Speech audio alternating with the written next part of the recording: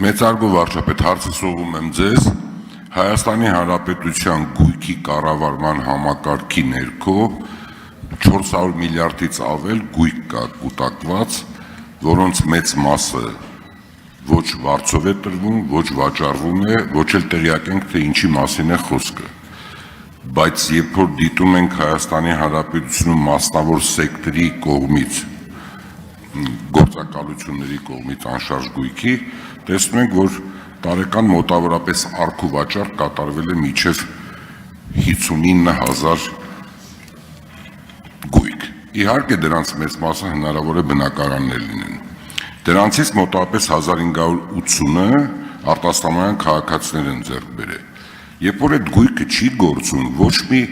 գեներացիա չի կատարվում, հարկ չի վճարվում, աշխատատեղ չի ստեղծվում, հնարավոր չի դրանք հանձնենք մասնավոր սեկտորին, նրանք կառավարեն, նրանք վաճառեն, նրանք վարձով տան, նրանք վերանորոգեն, որտեղ վերանորոգման դեպքում մուլտիպլիկատիվ էֆեկտ է սկսում, ցեմենտ են օգտագործում, արմատուրա, մալուխներ են օգտագործում, մարդիկ են աշխատում։ Ես կարծում եմ, սա մեր ուշադրության կենտրոնում պետք է լինի, ես խնդրում եմ, որպես երկրի վարչապետ, դուք սա առանձին քննարկման թեմա դարձնեք, ինչի պետք է պետական ունեցվածքը այս կարգի մի կողմ դրված լինի եւ ոչ մի գեներացիա չապահովի Հայաստանի Հանրապետությանը։ Հարցին կպատասխանի վարչապետ Նիկոլ Փաշինյանը։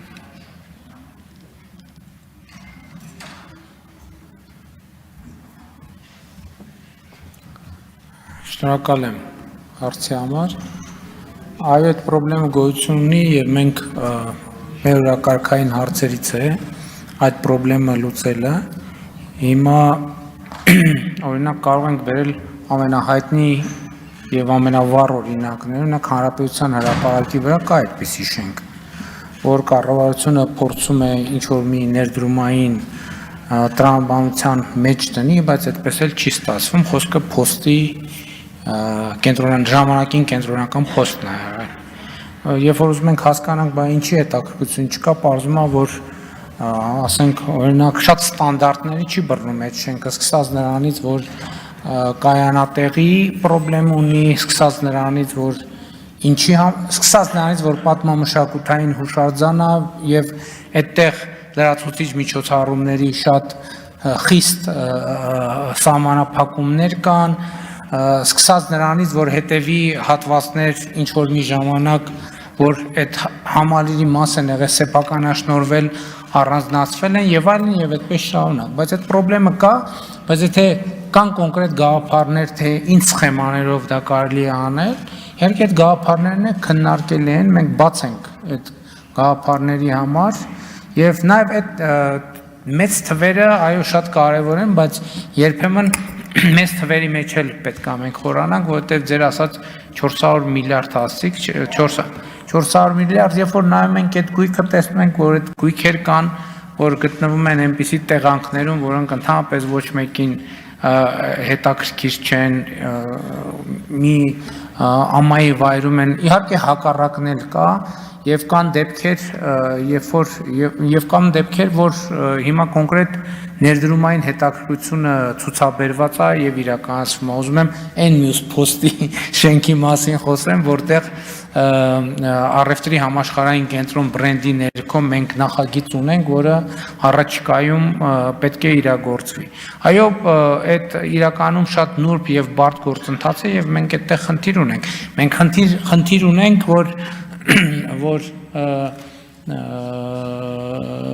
ասենք Երևանի կենտրոնում գտնվող համալիրներ դրվել է մասնավորեցման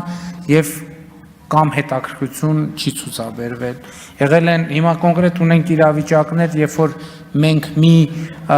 սխեմայով փորձ էինք անում դա դնել մասնավորեցման, բայց այդ թվում որոշակի քննադատություններ եղավ մասնավորեցման այն սխեմայի վերաբերյալ, որ մենք ուզում էինք կառավարությունը մտածում էր անել, այդ սխեման փոխեցինք, մասնավորեցումը տեղի ունեցավ, բայց այնտեղ հիմա ճգնաժամ է առաջացել եւ մեծ հավանականությամբ այդ մասնավորեցման արդյունքում առաջացած ճգնաժամի լուծման պետք է զբաղվենք, համենայնդեպս ես արդեն այդ նամակների հոսքը ստանում եմ, բայց որ թեման պրոբլեմատիկ է եւ շատ կարեւոր, այդ միանշանակ է, բայց ուզում եմ ասել նաև, որ եթե ես չեմ սխալվում, 2024 թվականին պետական գույքի կառավարման տողով պետական բյուջեի եկամուտները էականորեն աճել են, մոտավորապես եթե չեմ սխալվում 20 միլիարդ դրամի եկամուտ ենք ունեցել պետական գույքի կառավարումից, ինչը առնվազն նշանակում է, որ այդ հարցը մեզ իրոք շատ հետաքրքրում է։